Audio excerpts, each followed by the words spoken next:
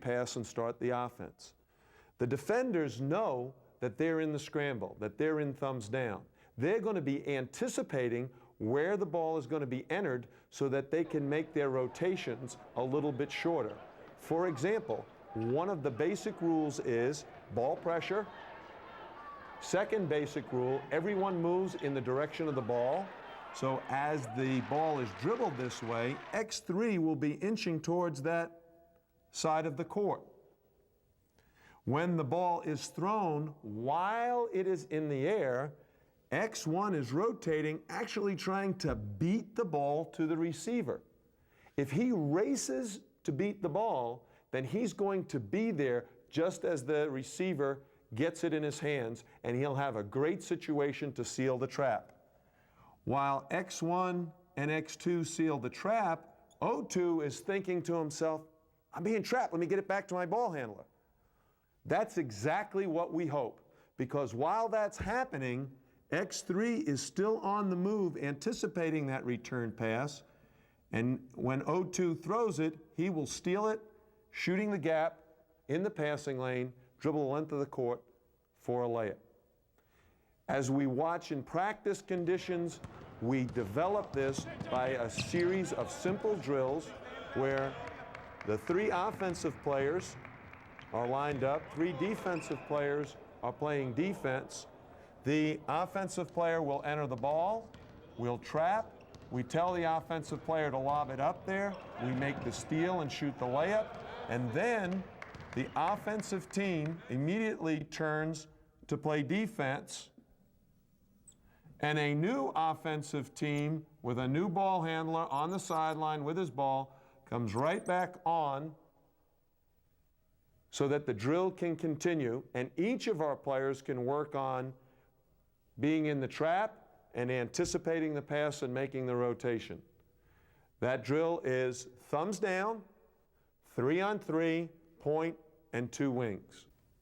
3-on-3, point and 2 wings, working on a thumbs down situation will continue so that our players can learn the rotations should we not pick off that return pass and end up having to get matched up again in a man-to-man situation.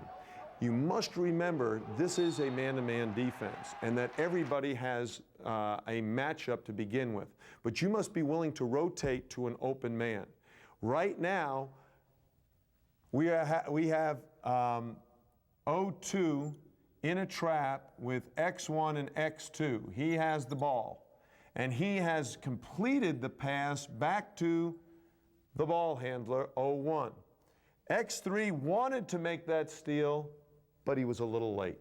So what does he do? He gets there and he applies pressure. We want a lot of ball pressure.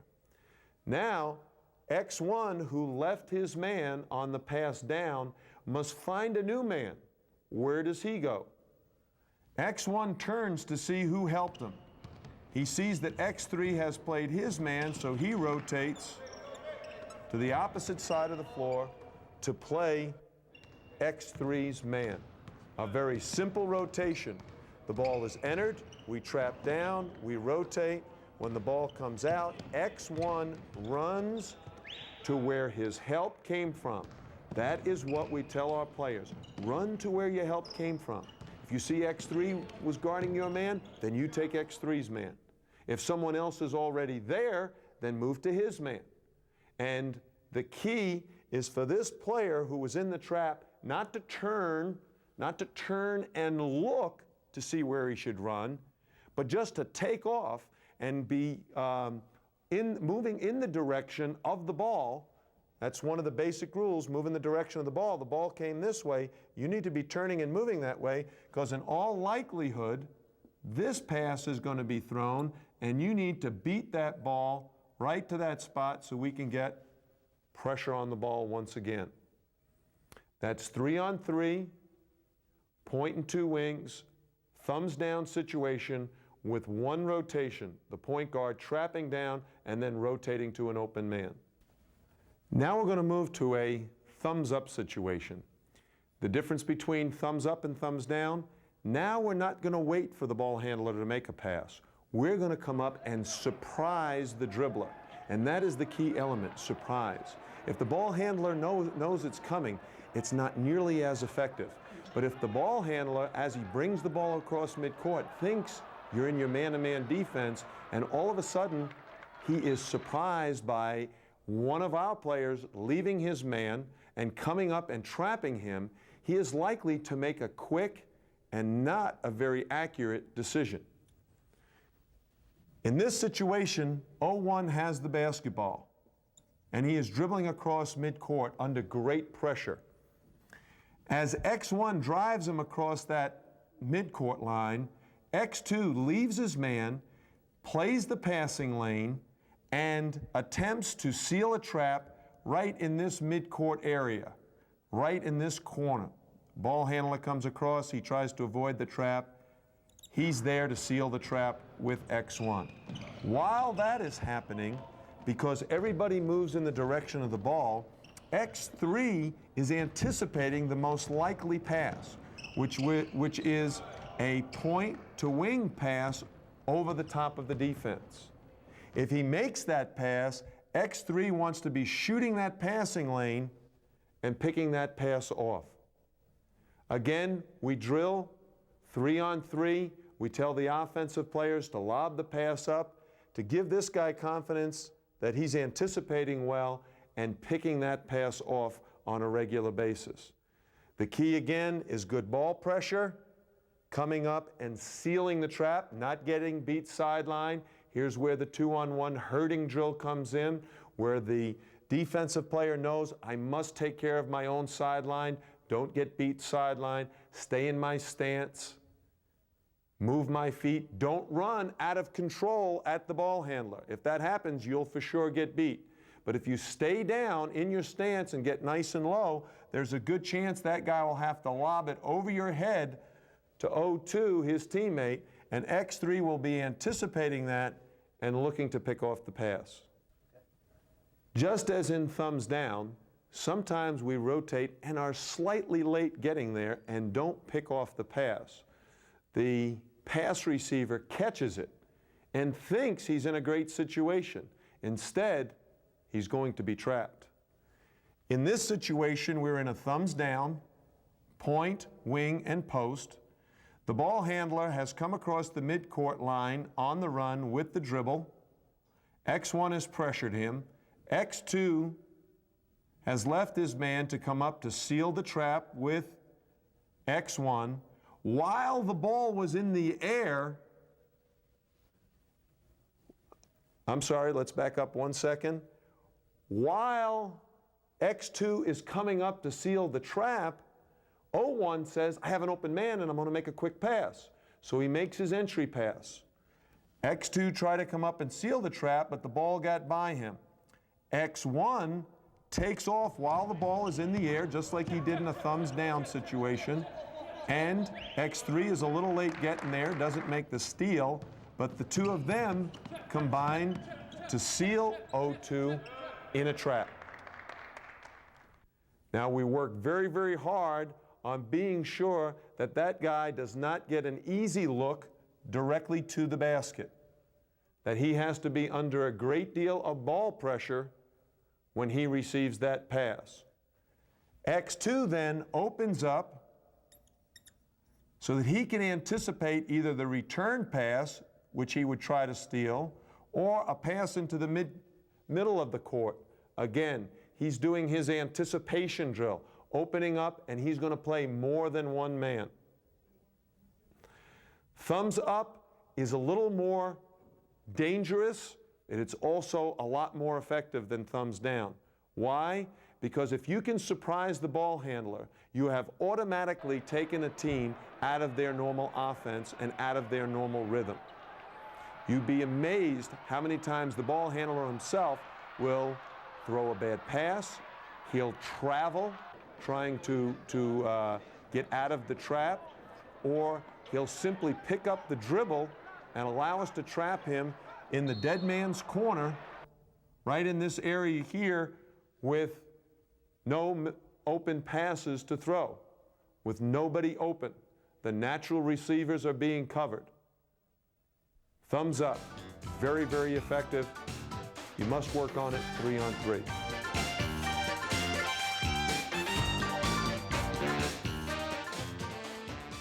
We continue to build the defense. We started with a one-on-one situation, nose on the ball, pressuring that man. We build to a 2-on-1, hurting the dribbler, anticipating passes. We go to 2-on-2, help deflect and recover, to 3-on-3, point and 2 wings, thumbs down. And now we're going to go to a 4-on-4 situation, point, 2 wings, and a post player to work on a thumbs down situation so we can see the rotations. 0-1 has the basketball. He brings the ball across the midcourt area on the dribble under great pressure. He makes the entry pass into their offense.